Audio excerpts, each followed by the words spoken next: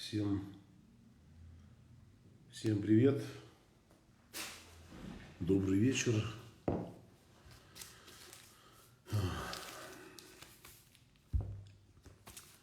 Добрый вечер.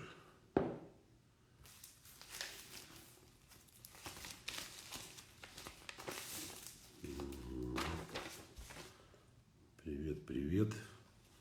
Ну, можем пообщаться минут 40 так точно, поотвечать на ваши вопросы. Мы давно с вами не взаимодействовали. Тут немножко рву бумажки. Так, добрый вечер. У кого-то, наверное, уже поздний вечер, ночь, возможно. А у кого-то еще только начинается, у кого-то утро. Как долго муж не может без жены? Откуда я знаю, как долго ваш муж может без жены своей? Все же индивидуально, правда? Без чего может? Без разговоров с ней, жить в другом городе, без секса. В любом случае, расстояние длительное влияет на отношения в худшую сторону. Не в лучшую, в худшую. При этом, если оба партнера друг друга любят, если присутствует осознанность, зрелость психологическая, в таких отношениях, безусловно, даже несмотря на то, что это очень трудно, и отношения могут ухудшиться, люди могут поддерживать их в таком живом состоянии, если так можно назвать это. Но задача пары состоит не в том, чтобы максимально много энергии тратить на то, чтобы сохранить семью там, и отношения на расстоянии, а наоборот, сделать все возможное, чтобы вы как можно быстрее были вместе. Вот и все. Как лоху оттрахать модель? Желания у тебя прекрасные, но нужно перестать быть лохом. Вот. Поздравляю вас с рождением сына. Какие ваши ощущения? Самые прекрасные. Самые прекрасные ощущения. Быть папой в 4-й раз — это не детский сад, я вам так скажу. Дети разные, у каждого свой характер. Ну, пока Масик еще такой, он какает, пукает, кушает, кричит иногда. Ну, так все хорошо, все прекрасно. Поэтому настоятельно рекомендую мужчинам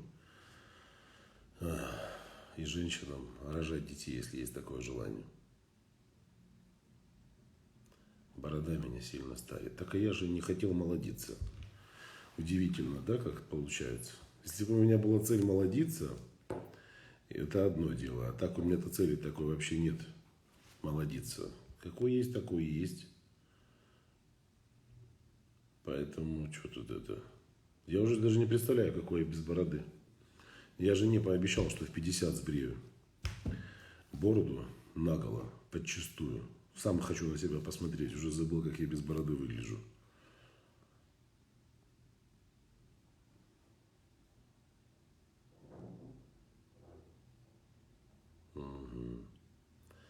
Молодой человек говорит, что у него нет ко мне привязки спустя 2 года. Привязки. О какой привязке идет речь вообще? Что значит привязка? В отношениях нужно быть не в привязке, а в осознанных чувствах, эмоциях. Откуда ты взялась, муха? Не хочется тебя лишать жизни, но придется это сделать. Вот. Привязка. Что такое привязка? Это что-то похожее на невротизм какой-то, невротическая история. Все-таки отношения мужчины и женщины — это осознанность, чувство, любовь, развитие, уважение. К большому сожалению, многие пары думают, что камертоном, ориентиром на счастливые отношения является постоянное присутствие какого-то состояния эйфории, страсти. Что праздник должен быть, фейерверк самый настоящий.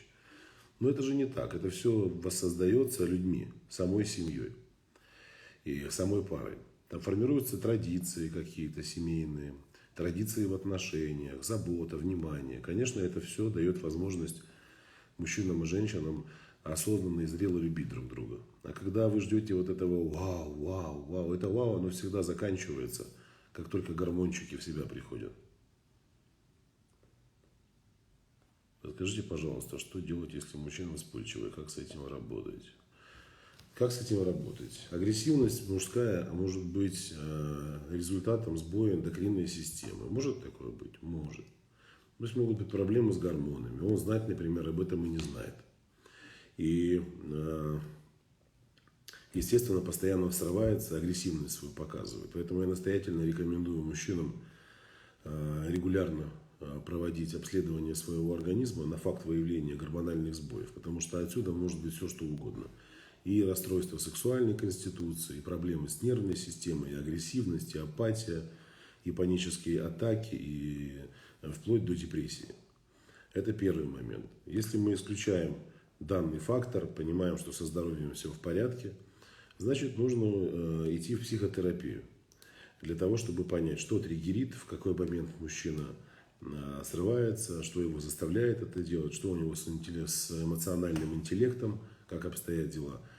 И все это регулировать нужно. Оставлять просто так нельзя. Когда люди говорят: извини, я сорвался, ну это извини, это если ты маленький мальчик, ладно. Обосрался, я больше так не буду. Потом опять обосрался, я больше так не буду. Но если ты постоянно срешься, но при этом говоришь: я больше так не буду, и продолжаешь это делать, значит, у тебя не получается не какаться.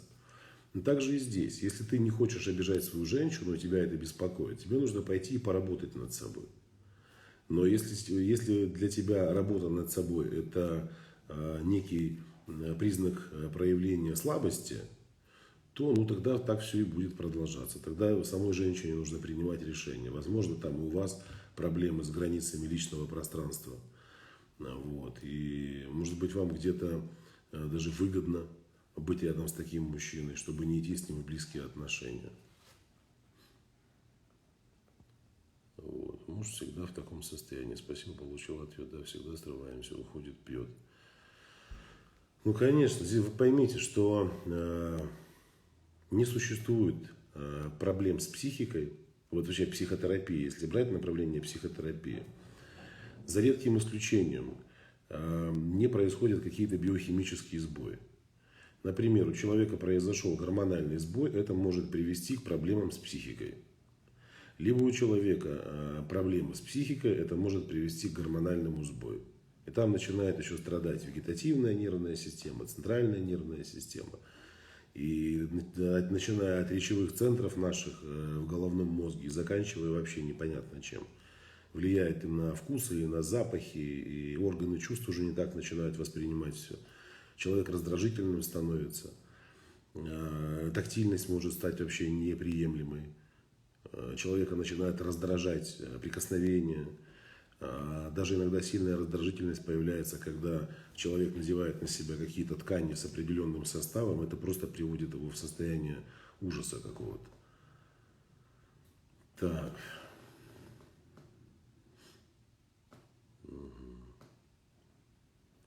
Если мужчина приглашает на свидание, затем в день X пропадает, это проблема в мужчине или во мне? Это проблема в мужчине. Вот он, таких же мужиков много, они говорят там девушкам всего интересного: давай встречаться, приходи ко мне, пошли на свидание. Потом по какой-то причине сливаются. Причина слива неизвестна. Неизвестна. То есть, вернее, их может быть много причин. От нежелания тратить деньги до просто нежелания идти на свидание. И можно причины перечислять бесконечно. Почему он туда не пошел? Почему? Вы-то в себе не копаетесь. Для чего вы в себе копаетесь? Как убедить мужа, что деньги в семью должен зарабатывать он? Вы никак его не убедите в этом. Подобные вещи проговариваются на первоначальной стадии отношений. То есть существует определенная финансовая составляющая отношений, когда пара изначально договаривается, кто за что отвечает, как будут распределяться деньги, как они будут зарабатываться, кто при этом будет брать на себя какую ответственность, кто будет больше работать, кто меньше. То есть это очень важно, потому что потом, когда женщина уже входит в отношения с мужчиной, а тот ее стимулирует к тому, чтобы она работала наравне, Ну, первое, это я не буду обзываться, я все-таки решил стать воспитанным психологом, а то когда я постоянно ругаюсь матом, люди потом пишут мне, говорят: Марк, ну вот этот ребенок сидел рядом со мной, смотрел, а вы берете и... Я постараюсь, не обещаю, конечно. Так вот, как правило, себя мужчины ведут так, какие, которые заставляют женщин своих работать, либо культурно намекают им, типа, иди паши. Я таких мужчин всегда отношу к категории неосведомленных. Почему? Потому что на подобное поведение может решиться только мужчина, который не понимает разницы между мужским организмом и женским, между мужской природой и женской природой. И, например, когда мужчина ищет возможность стать успешным, а я часто об этом говорю и говорил, и буду говорить всегда, когда мужчина ищет способ стать успешным, он по какой-то причине не замечает на самый мощный мотивационный ресурс, который может сделать из него успешного мужчину. И этот мотивационный ресурс – это его жена. Объясню почему. Тысячами лет генетически женщина выбирала себе сильного мужчину, с которым она могла выжить. Когда женщина чувствует себя в безопасности рядом с мужчиной, она может в полной мере поделиться с ним своей сексуальной энергией, своей женственностью, своей красотой, своей внимательностью. Отдохнувшая, восстановившаяся женщина – это всегда украшение мужчин. И я это говорю не для того, чтобы сказать красивую фразу. Украшение для мужчины. Нет более мотивационного ресурса для мужчины осознанного, чем его любимая жена. И понятно, что здесь первично это личностные качества мужчины, а вторично уже, то есть следующий шаг, да, второй пункт, это, конечно, любящая женщина. И мужчины, которые хотят быть успешными, они наоборот себе выбирают женщин осознанных, для которых деньги не являются фанатичной какой-то идеей. Да, она любит своего мужчину, мужчина первичен, но она разумная женщина и понимает, что ей мужик, который не может прокормить семью, не нужен. И когда она выбирает себе, мужчина выбирает себе женщину, которая позволяет быть ему сильным, у него не то чтобы выбора не остается, он себя погружает в условия, в которых, как бы он этого не хотел, он становится успешным. Когда мужчина опирается на свою женщину, подстраховывается благодаря своей женщине, потом он начинает удивляться, почему она меня уже не возбуждает, почему она меня не заводит, почему я на нее смотрю и мне не хочется на нее смотреть. Потому что она упаханная, потому что она не выспавшаяся, потому что у нее нет ресурсов, потому что она забыла про то, как быть женщиной. Поэтому я в вашей ситуации не знаю, как вам быть, правда. Это нужно в комплексе все рассматривать. Смотреть на мужчину, на обстоятельства, на ваши договоренности, вообще на то, каким образом вы взаимодействуете. Любите друг друга, не любите друг друга. Бывают разные ситуации. Я уже много раз рассказывал, у меня были такие клиенты, когда женщина была замужем за очень успешным мужчиной. Тот кризис наступил, он потерял бизнес. Вот, ну так мягко сказать, там помогли ему потерять его. Он потерял бизнес и остался просто с голой задницей. Имущество, которое осталось в счет долгов, отобрали приставы. Он остался без денег, со связями и без денег. А женщина умная оказалась, и за то время, пока ее муж был мега богатым человеком, она умудрилась еще и где-то там заначки поделать, и счета пооткрывать, и депозитные вложения сделать. Вот. И какое-то время они жили за эти деньги, потому что мужчина ее восстанавливался, приходил в себя, а для него был сильнейший стресс, он там практически полгода провел в клинике, вот. И настолько он пострадал, там, и нервная система его слетела. Все очень индивидуально, очень индивидуально. Но я всегда девушкам говорю, что ваша задача все-таки не быть изначально, не идти в отношения с мужчиной, который не способен содержать себя. Точка. Тут вопрос даже не в том, что он вас может содержать или нет. Себя главное, чтобы он мог содержать. Ситуации бывают разными. Люди знакомятся, когда, например, мужчина зарабатывает, но небольшие деньги. Является ли это основанием, чтобы не идти за него замуж? или не продолжать отношения? Конечно, нет. Он сегодня может... Здесь задача в другом. Надо смотреть на то, как он живет. Если мужчина целеустремленный, вы видите, что у него задница постоянно в мыле, он что-то делает, он что-то решает, он не встречается с друзьями, они сидят там в кальянных, херню какую-то лепят друг другу, рассказывая истории, и на телок дешевых смотрят там за соседним столом, которые пришли посниматься. И при этом каждый пытается выпучить глаза и создать вид, что видимо, что он крутой парень. А у самого в кармане 3 рубля. И вот эти вот ребята, которые вечно встречаются, но результатов никаких нет, это с ними все понятно. А вот быть в отношениях с мужчиной, который, да, он, может быть, только становится на ноги. Ты видишь, за кого ты замуж выходишь, ты видишь, с кем ты создаешь отношения. Наоборот, его нужно поддержать, любить, не становиться для него мамочкой, конечно. Быть для него осознанной, зрелой женщиной, девушкой. И все будет прекрасно. А когда вы уже отплыли от берега, при этом ничего не обсудили, сейчас проблема.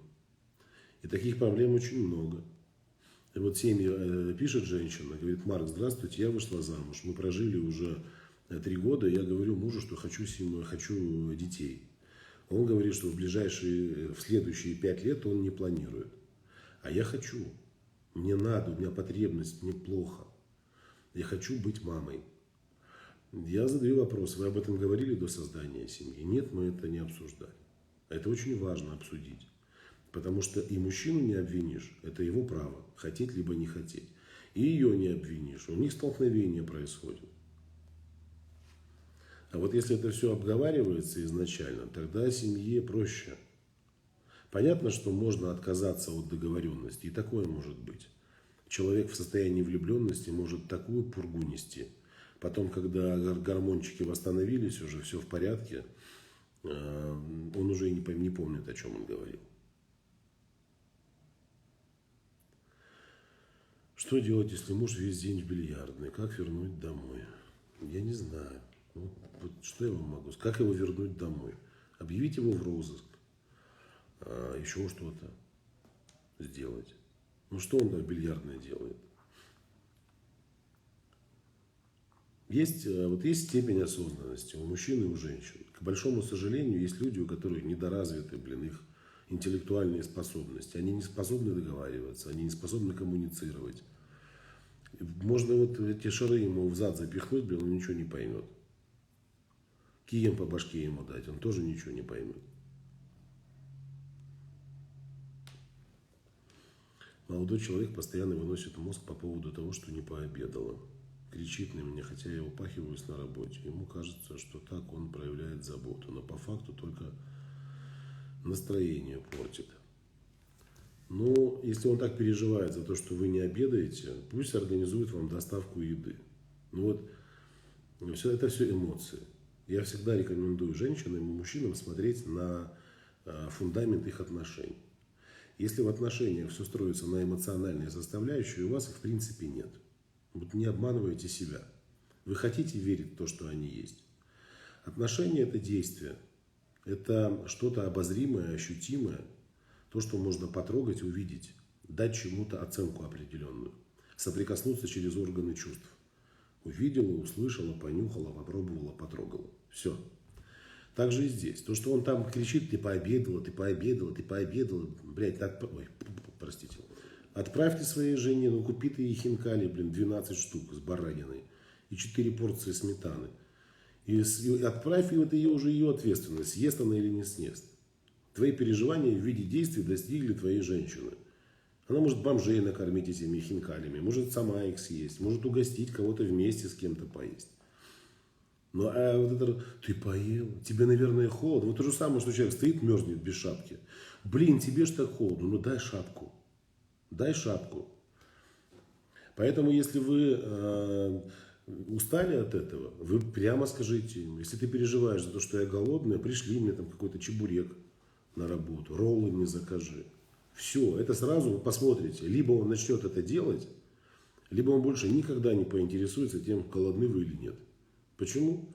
Если он действительно переживает, он организует все. Если это понты, а он еще деньги считает, это, наверное, дорого. Но все.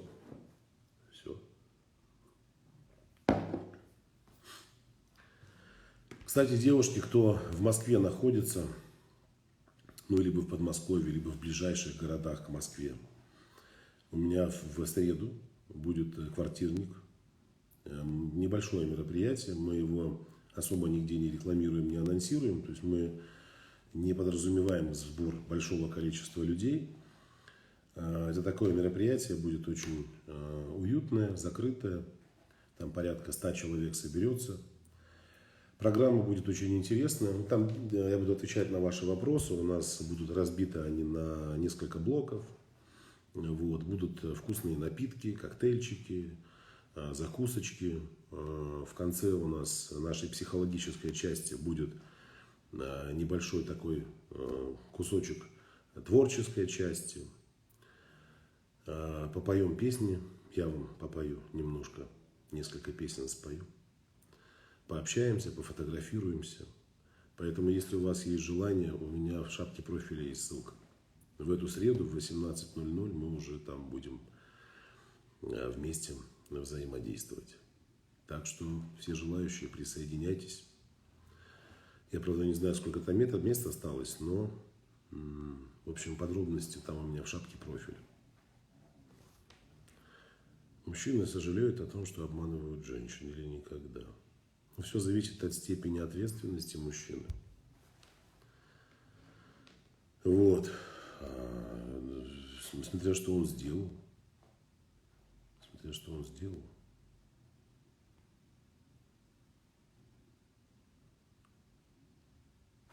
Муж собрал вещи и ушел. Сказал, бытовуха у нас. Это как вообще? Ну, бытовуха это бытовуха, да, а бытовуха есть у всех. Но здесь же опять все взаимосвязано. Ну, что значит бытовуха? Я же только до этого сказал. Когда женщина... Вот давайте будем честными. Я не буду преувеличивать сейчас. Я не хочу никого обидеть. Ни мужчин, ни женщин, абсолютно. Но вот это мои рассуждения. Вот женщина просыпается рано утром. Собирает мужа на работу, как сыночка своего. Рубашку ему нужно тутюжить. Завтрак приготовить. А если еще дети есть, их нужно подготовить к детскому садику, к школе. Потом она идет на работу. На работе она работает на какого-то человека, который может ей трепать нервную систему. Дима, привет, дорогой. Может ей выносить мозг, портить нервную систему. После работы она ушатанная, прется в магазин, приходит домой. Ей нужно подумать, что приготовить поесть, опять подготовить одежду.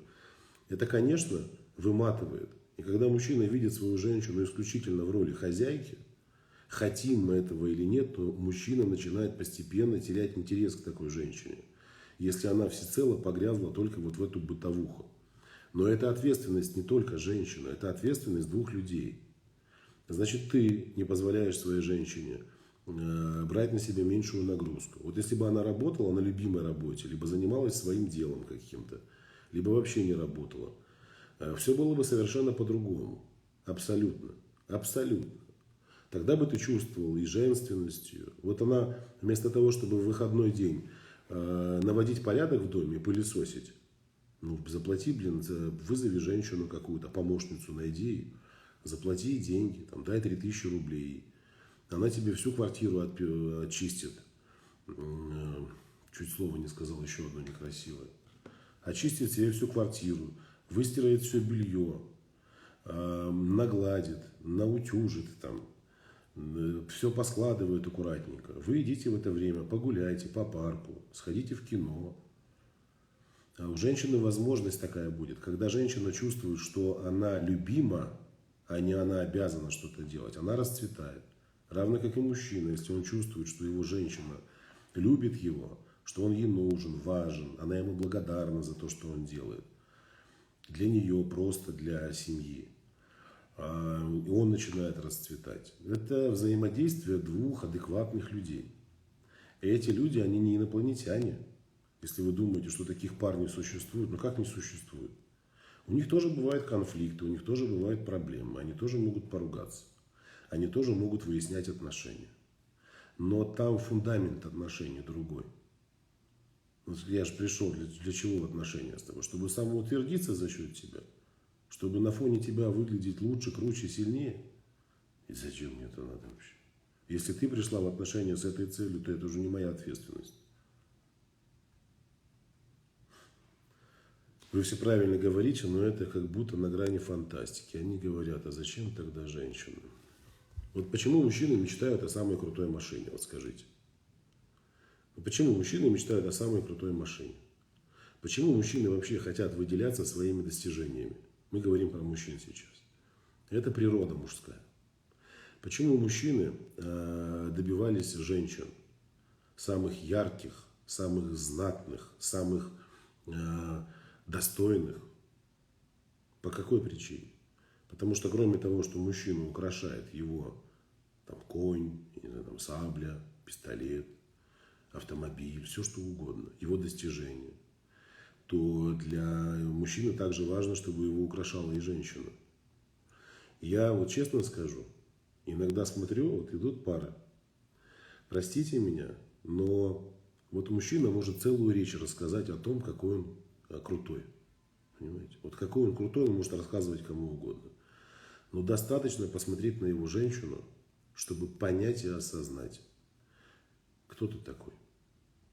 Ты можешь ее не любить, но если она рядом с тобой, и она выглядит как чмошница, и она на ней лица нет, ты можешь бить себя в грудь, сказать, что ты живешь ради детей, что у тебя уже давно нет чувств. Это все болтовня и отговорки. Вот это твое зеркало рядом стоит. Посмотри на свою женщину, и ты поймешь, что ты такой. И это не западло признать. Не западло. Поэтому, когда мужчины кричат я, головка от того места, на женщину посмотри свою. И не находя никаких оправданий, просто согласись с этим. Это уже будет существенный шаг на пути к своему собственному преображению. Точка. Все. Поэтому чего рассказывать сказки? Мы же живем в мире, где все достаточно, с одной стороны, сложно устроено, а с другой стороны, все очень просто. И мы пытаемся взять какие-то высокие вершины, до которых еще не созрели умственно, интеллектуально, психологически, в рамках масштаба своей личности. Но при этом не хотим освоить какие-то азы. Но когда мы начинаем осваивать азы, мы понимаем, что и в этих азах присутствуют определенные истины и точки роста. И вот такие вещи – это прописные истины. Просто прописные истины. Поэтому вы выбираете. Вот женщина всегда выбирает. Женщина выбирает. Вот эти все истории про то, что мужчины выбирают, это тоже вся современная извращенная система, которая направлена на разрушение семейных ценностей, говорит о том, что мужчина выбирает себе женщину. Мужчине может понравиться женщина, он может захотеть ее, она может вызвать у него массу разных желаний. Но последнее слово за ней. Если она скажет и нет, она с ним не будет. Тогда возникает вопрос, как вы оказываетесь в постели у алкашей, наркоманов, безработных мужиков и у психов каких-то? Что, затянул вас, что ли? Нет. Вы сами туда пошли, сами согласились на эти отношения, думая, что вы его исправите, что ради вас он должен измениться, просто включаете свои какие-то установки деструктивные, спасаете там кого-то, страдаете. Если женщины осознанными станут, все наладится.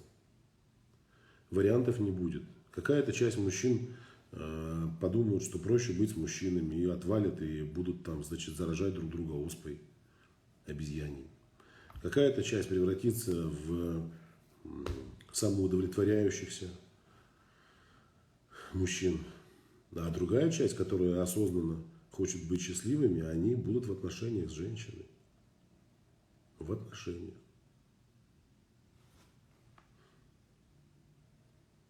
Ну что вот вам сказать, Наталья, пару слов скажите про нарцисса. У каждого человека присутствуют нарциссические наклонности, вы должны запомнить это. Вообще каждый человек свойственен, каждому человеку свойственно прибегать к абьюзивным методам общения. Мы в принципе можем быть дебилами, понимаете, по природе. То есть у нас есть такая функция быть дебилом. Вот если завтра у вас не будет возможности выбирать свое окружение, вас поместят в компанию разлагающихся особей мужского и женского пола, то сначала вы будете в отрицании, в вытеснении, в сопротивлении, а потом пойдете в принятие. Потому что вы будете себя чувствовать жутко дискомфортно, не чувствуя объективной единицы этой компании. Если этого не произойдет, у вас сбой гормональной системы начнется. Вы не будете чувствовать окситоцинчика, эндорфинов, дофамина, будете чувствовать себя отвергнутой. А страх отвержения, он самый страшный. Тоже имеет генетическую историю. Поэтому вы постепенно превратитесь вот в такого же человека, как ваше окружение. Поэтому все очень просто, правда. Вот нужно задуматься над какой-то мелочью. И задумавшись, просто-напросто реализовать ее. Изучить и реализовать. Поэтому нарциссы, нарциссические наклонности есть у всех. Есть у всех. Понимаете? Вопрос в другом. Кто прибегает к ним, а кто нет. Безусловно, есть люди уже с расстройствами нарциссическими, у которых есть психическое расстройство. Это уже отдельная категория. Отдельная категория. В любом случае, мы в детстве все проходим нарциссическую верификацию. То есть мы, взрослея рядом с родителями, убеждаемся в значимости своей личности. То есть подтверждаем значимость своей личности. Насколько я значим, насколько значимы мои действия, мои поступки, мои мысли, мое мнение. Насколько значимы мои границы, насколько значимы мои желания. Когда ребенок формируется в условиях педагогически безопасных и в системе, где мама и папа его любят, принимают таким, какой он есть, дают возможность развиваться в соответствии со своим возрастом, биологическим, психологическим, такой ребенок проходит нарциссическую верификацию. У него, в принципе, отпадает запрос в будущем ее проходить уже в тех или иных жизненных обстоятельствах, либо с теми или иными людьми. Например, рядом с женщиной. Мужчина, который не осознает значимости своей личности, он будет склонен к тому, чтобы самоутверждаться за нее, обложить ее какими-то правилами, требованиями. Ты должна, ты обязана. Ну вот, и все становится на свои места, когда мы с вами следим за своим здоровьем психологическим. Это очень важно. Если бы люди уделяли столько внимания своей психике и своим проблемам, сколько мы уделяем внимания своей внешности, вот. Чистка желудка есть, да, там можно почистить, можно клизму вставить в зад, можно кровь почистить, можно похудеть, можно помыться пойти. А как мы приводим в порядок свою психику? Там же не бездонное дно какое-то. Попадает огромное количество информации. Эта информация фильтруется. Там каждая буква, которая залетает, и каждый звук, и каждая частичка информационного поля вашего, окружающего вас, оно оставляет неизгладимый след. Неизгладимый. Поэтому вот я часто смотрю на женщину, она живет с мужчиной, который в принципе как личность разлагается. Вот просто разлагается.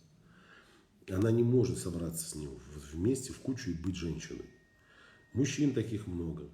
Он разлагается рядом со своей женщиной. Не развивается. Все гиблое дело. Муж странно реагирует на ситуацию, в которой жену надо успокаивать. В дороге сломалась машина. Водители ее завели. У него истерика и обида, что не дождалась и приняла помощь от других. Ну, возможно, там какой-то элемент ревности. Да? Ну, опять же таки, возможно, вы спешили куда-то. Возможно, вы не знали, когда он приедет. Может быть, он на связь не выходил. Причины же могут быть разными. Жена пытается быть ведущей, я не позволяю. Происходит ссора. Она не ведущая, но любит всем окружающим раздавать команды.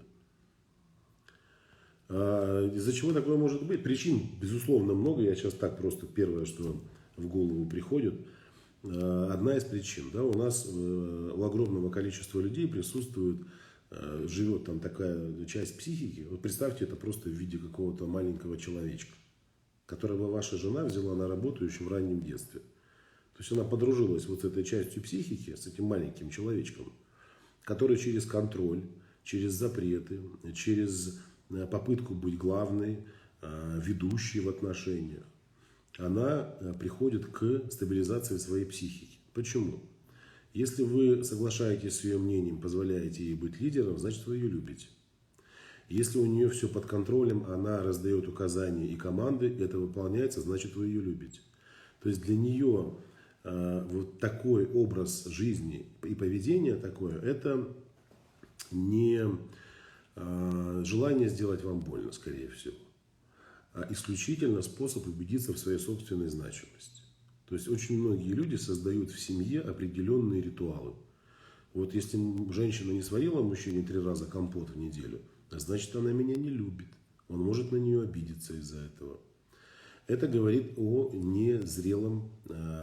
незрелой личности. То есть прекрасная женщина у вас, ваша жена может быть. Но так как у нее на какой-то стадии взросления произошла травма, то для нее сейчас контроль и вот такое поведение являются уже стабилизацией. Стабилизируют ее, успокаивают. Парень сказал, что отношения со мной переедаются, он не сможет свою жизнь прожить с одним человеком. Отношение ко мне после этих слов не изменилось в худшую сторону. Как исправить ситуацию? Вместе два. А что исправлять, если ничего не изменилось? Как исправлять? Вот послушайте, парень, на то он и парень, он сам еще не знает, что он хочет. Где можно встретить психологически зрелого мужчину? Возле кабинета психотерапевта. Это шутка. Не надо туда идти и знакомиться. Знаешь, сколько таких историй было? Люди знакомятся, ходят к психотерапевтам. Там, допустим, есть центр психологической помощи. Там есть разные специалисты. И вот раз пересеклись, 2 пересеклись, 3 пересеклись. И все, и вляпались.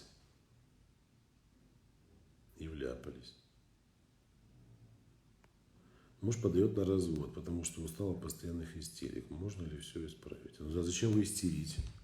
Значит, не нужно истерить, значит, нужно разобраться, в чем причина ваших истерик.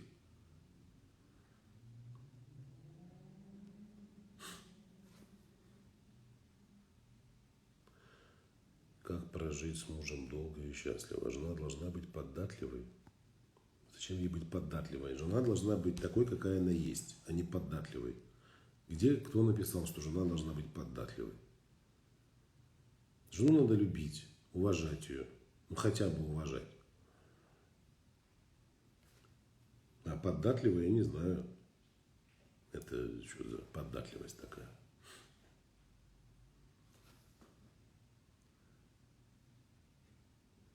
Мужчина говорит, что относится ко мне как к дочке. Что это значит? Херня это все. Не слушайте его. Психологически, возможно, да, он пребывает в такой родительской позиции и хочет и взаимодействовать с окружающими, и с женщинами в том числе в большей степени через энергию родительскую, такую отцовскую. Но вот это все ерунду, что я отношусь к тебе как к дочке. Он вас с удовольствием бы трахнул, я вас уверяю, как к дочке он относится.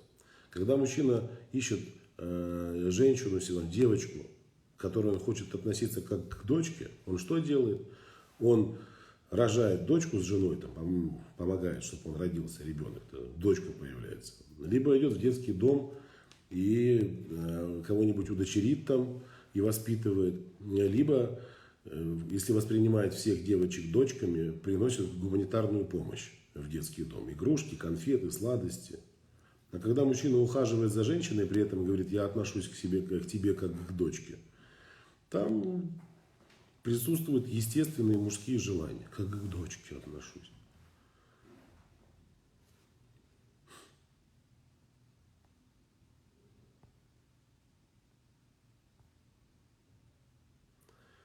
Мужчина заботится и очень хорошо относится ко мне, но намного меньше зарабатывает, чем я. Меня это очень отталкивает. Так вы определитесь, вы для чего мужчину встретили? Заботится, намного меньше зарабатывает. Да и что? И что? Он не хочет развиваться, он не двигается вперед, он остановился на достигнутом. Это одна ситуация. Меня это напрягает. А вы хотите мужчину любить за что? Вот сейчас для вас барьер – это его маленький заработок. Хорошо, он будет зарабатывать миллионы.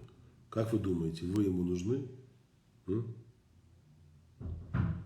Вы ему будете нужны, если он будет зарабатывать в 150 раз больше, чем вы? Ну, к примеру, вы 100 тысяч в месяц, а он 10 миллионов. Тогда будут другие беспокойства у вас. А если он найдет другую? Расставьте приоритеты. Поддатая жена, счастливый муж. Вот это правильно. Ну, я, конечно, шучу.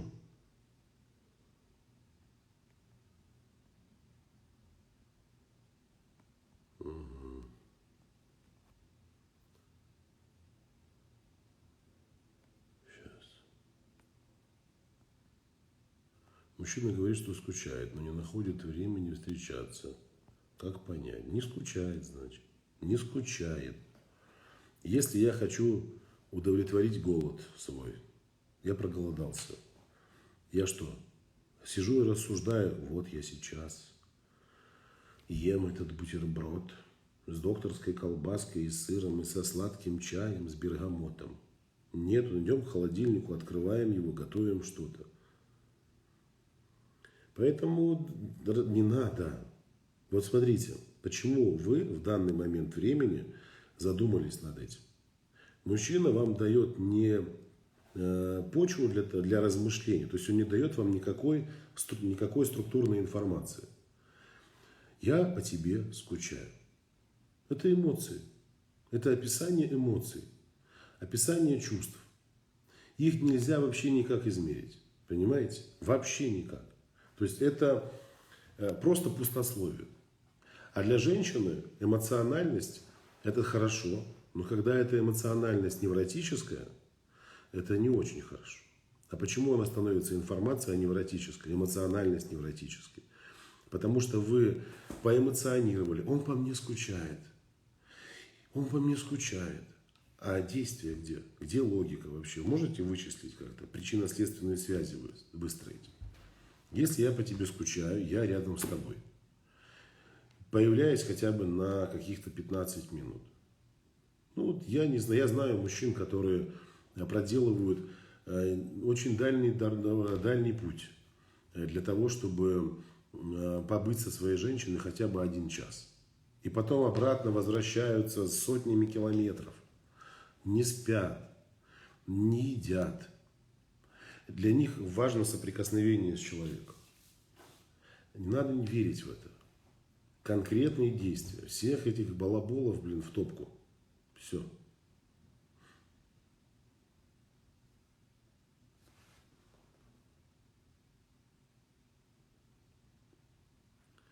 Как отличить эмоции от невротизма?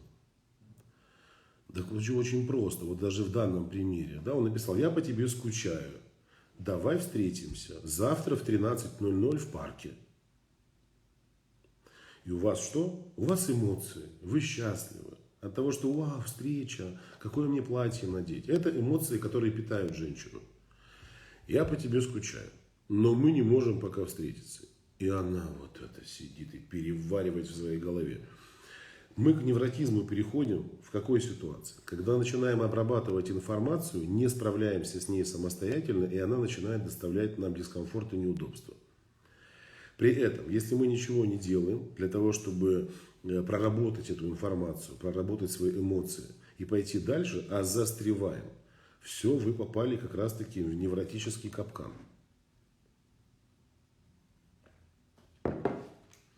Встречались с мужчиной, забеременел, оба рады, собирались пожениться. Начал пить. Для меня, как оказалось, была зависимость и лечение. Бросил его, надоело. Теперь прости и так далее. Вот а хера прости. Блядь, чеши в реабилитационный центр. Вшей себе какую-то ампулу в задницу, Скобки, вставь себе на скулу, чтобы у тебя рот не открывался шире трубочки. А хотя и через трубочку можно пить. В общем, делай что-то. Делай что-то, если тебя это действительно беспокоит. Так.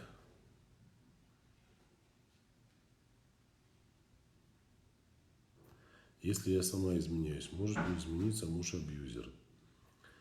Ну, сам измениться он не может точно. Для этого необходима психотерапия и помощь специалиста хорошего. Это раз. Единственное, что вы можете сделать, это четко научиться отстаивать свои границы. Понимаете?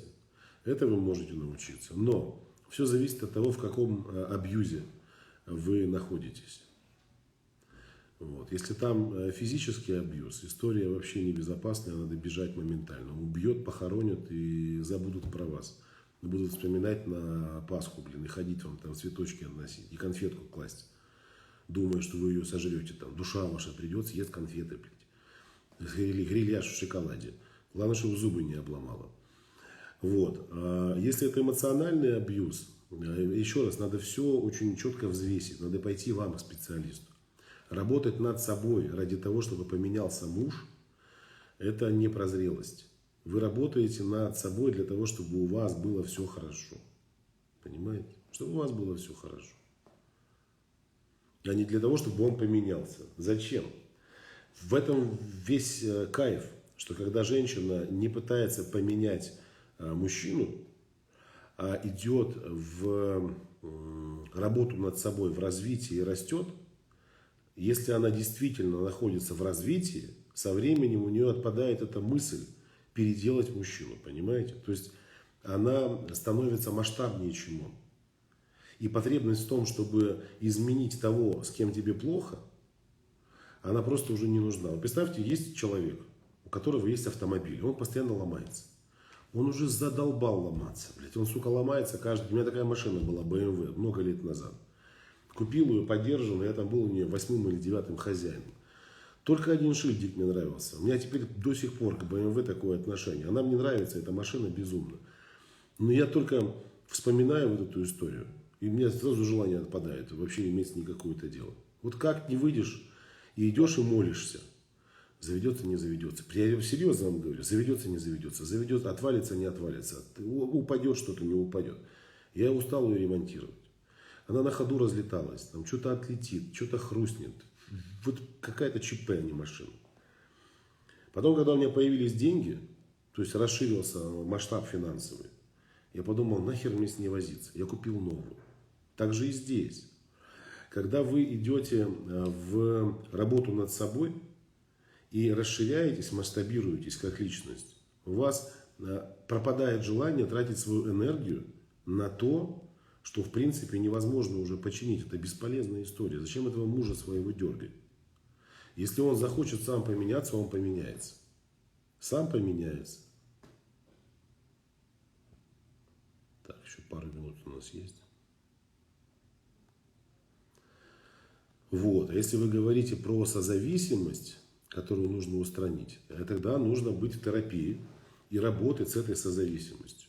Но вы же видите, даже сейчас говорите, что вы хотите проработать созависимость, но при этом этой созависимостью фонит. А если я изменюсь, он изменится? Это уже признак того, что вы либо только начали работу с созависимостью, либо как-то в неверном направлении двигаетесь. Работа с созависимостью подразумевает еще и сепарацию, и формирование внутренней опоры, и базовой безопасности. Это такие очень фундаментальные состояния для женщины.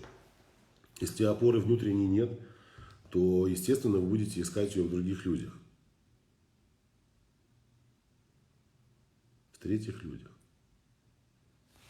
Что там без третьих лиц? Как же вы, люди, жили раньше без третьих лиц? Психушка. Понятно. Не могу справиться с ненавистью к матери мужа. Она надоела, везде лезет и манипулирует. И я никак не пойму, что меня держит в этой ситуации. Как разобраться? И Рада, вас не она бесит. Она такая, какая она есть. Вас бесит ваша беспомощность и неспособность урегулировать вопрос. Мы очень часто злимся на людей, но иногда, когда начинаешь разбираться в терапии с человеком, оказывается, эта ненависть вообще не направлена на этого человека.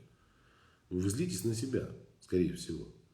На то, что не способны зрело при помощи достаточно конструктивных способов коммуникации наладить с ней отношения. Либо не наладить отношения, а расставить их таким образом, чтобы ваши границы не нарушались, чтобы вы не страдали и не мучились. И так как вы не можете этого сделать, естественно, возникает вот такая агрессия.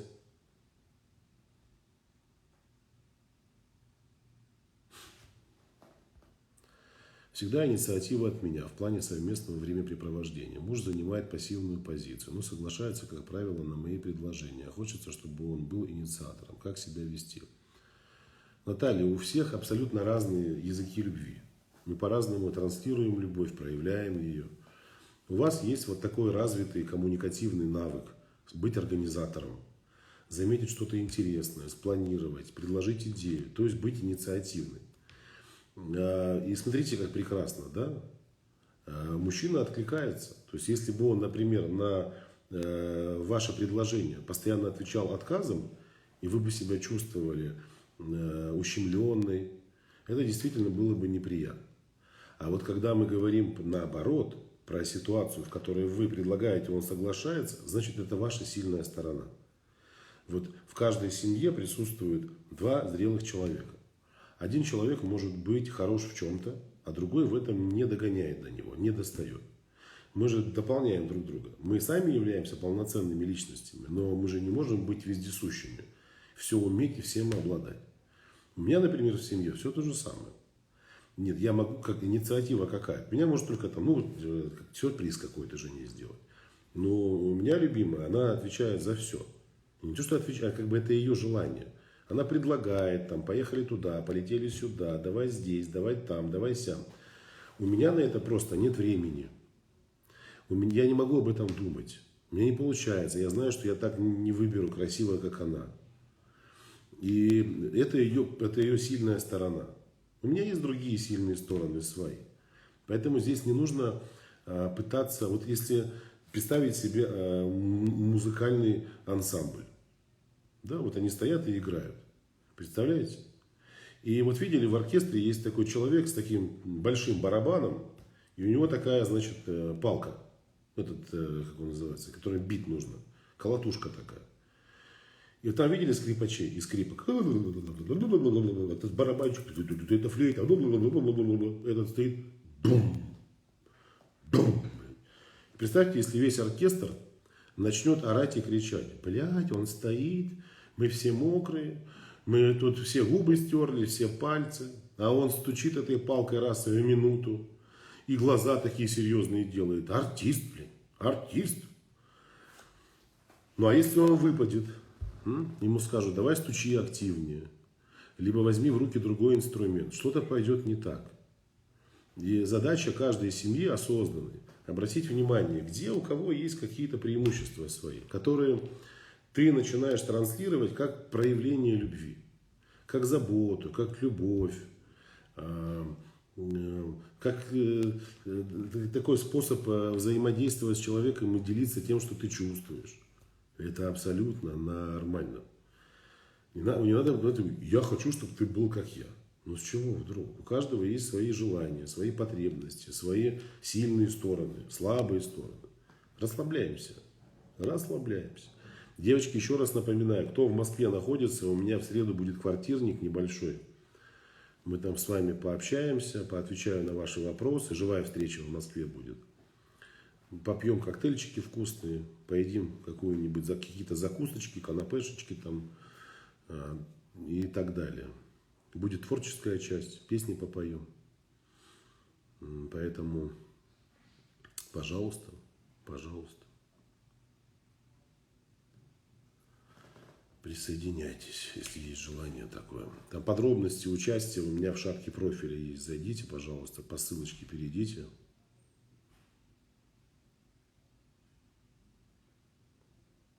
Так, давайте, последний вопрос. Постоянно унижает меня, даже при ребенке, не от него. Отнеси, принеси. Хотела тихо уйти, узнала, что беременна. Аборт нельзя по показаниям. Боюсь остаться одна на улице, что дочку заберет. Ну, по-человечески мне вас жалко. Но вы, когда ложитесь в постель с мужчиной таким, он что начал вас сразу унижать и подавлять. Ваша задача сейчас очень простая. Сохранять спокойствие, вынашивать ребенка, рожать. Параллельно, пока у вас еще срок позволяет ранее, задумываться над тем, как обрести независимость. Никого никто не заберет. Слушайте, судебная практика показывает, что если мы говорим про Российскую Федерацию, всего от 3 до 5% решений суд принимает в пользу мужчины, оставляя ему ребенка. На это должны быть серьезные основания. Серьезные основания, чтобы так сделать. А все эти разговоры, я отберу у тебя ребенка, это все, блин, пустословы, не слушайте их. Заберу его тебе. Что он с ним делать будет, с этим ребенком? Принесет обратно, еще скажет, забери, пожалуйста. Забери.